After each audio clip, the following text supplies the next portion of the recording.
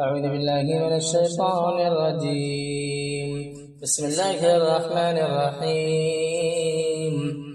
ياسين والقرآن الحكيم إنك لمن المرسلين على صراط مستقيم تنزيل العزيز الرحيم لتنذر قوما ما أنذر آباؤهم فهم غافلون لقد حق القول على أكثرهم فهم لا يؤمنون إنا جعلنا في أعناقهم أغلالا فهي إلى الأذقان فهم مقمحون وجعلنا من بين أيديهم سدا ومن خلفهم سدا فأغشيناهم فهم لا يبصرون.